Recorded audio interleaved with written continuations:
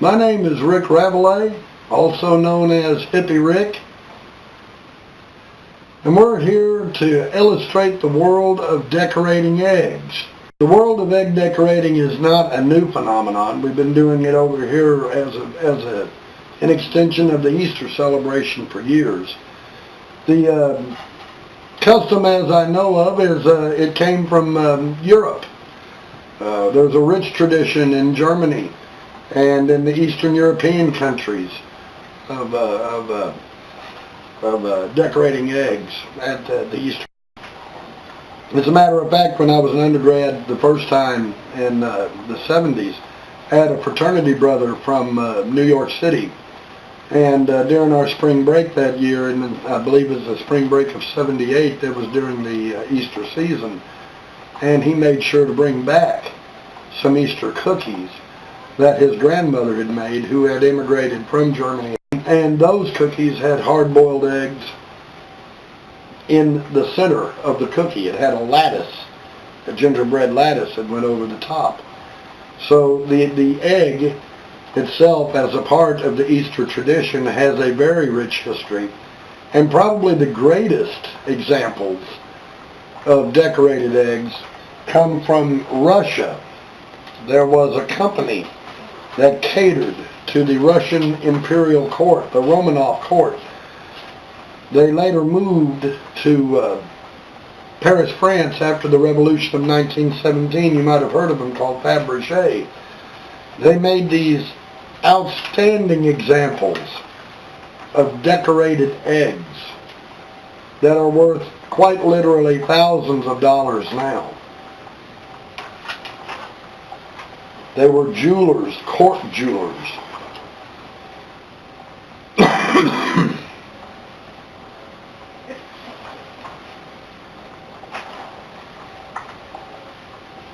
Indeed, if you were in the class to actually buy these kind of eggs now, be willing to shell out several $1,000s, some of them reportedly as high as several $100,000. First thing we have to do, we're going to go over and show, of course, remember the old traditional ways of doing things. You can buy these kits. Everybody knows them. We've all seen them. We've all used them. I've done this with my children. I'm sure you did it with your children.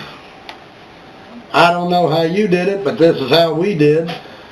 The vinegar, or the color that you're seeing in there, it's mixed with a very mild acid. It's acetic acid. You know it as basic vinegar. And it makes the color kind of go color fast. So we used to just sit there and we'd stick an egg in there, got a little blue color on it.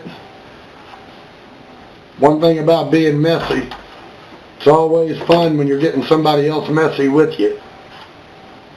Nobody wanted to be in this video with me. I can't blame them. Good God in heaven knows I don't even like to be seen with myself anymore, and I have to be.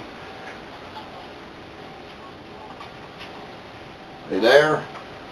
Again, here's the real key to anything like this. You're the one that limits yourself. You are limited by your vision. You're limited by your imagination. You're limited by your scope, by what you see, by what you see in your mind's eye, what you see in front of you. The only limits are what you have to decorate with. One of the things that was very apparent in our household as my children were growing up, and I've seen this also in my grandchildren, there doesn't seem to be enough stickers, enough decals, enough appliques. Good Lord, I used to be a journeyman meat cutter, and they used to send like stickers in these boxes of meat that would explain to you the nutritional values of the certain grinds and different things that we could put out. And we could never use all of these stickers. And my meat manager used to send them home, actually used to throw them away, and I thought to myself, hey, you know, cheap entertainment. I brought them home to my children. They'd make purses out of them. My children would, I mean, if I'd let them, they would have turned them into clothing. They would have done anything they could. And the childhood imagination is limitless. And that's when my wife and I started saying, well, why don't we just keep all of these things? Why don't we just keep these things? Put them in a drawer. Everybody's got a grab bag drawer. Hell, I'm scared to actually go in our drawer, and there's no telling what's living in there. Nice little donkey. Has another name. This is a family show.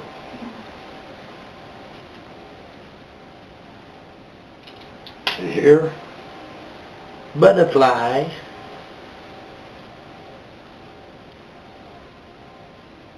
Looks like a butterfly. I guess it could be. How about this heart? I gave my heart to my family. Gave my heart to my children. What did they do to me? They gave it back to me when I became a grandfather.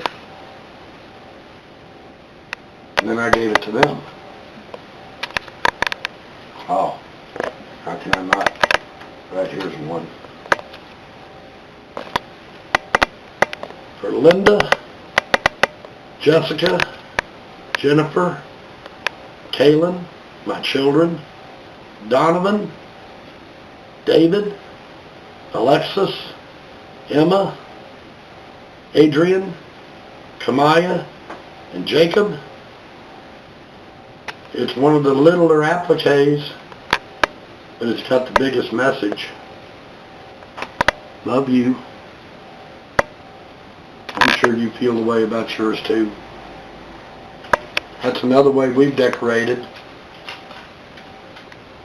I had a friend of mine who became an electrician.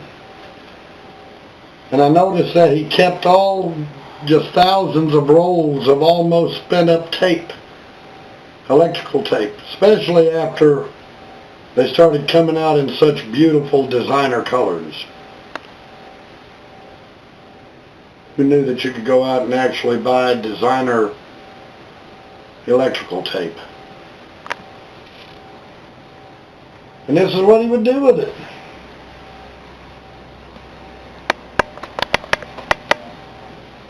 Take a look at this. This fella didn't look like it, but you know what? He had an inner hippie that lived in him. And whenever it was time to do the decorating or the festivities or something like that, boy, you could always count on that inner hippie coming out. I bet his kids were happy. It's kind of what being of that mindset's all about, is being happy.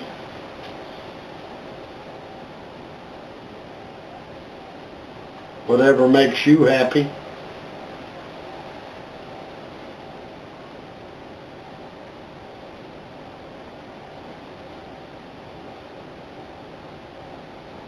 Kind of pretty. What image do you see inside your mind's eye? That's what all of this is all about. This is the Easter season. This is another way of looking at decorating eggs.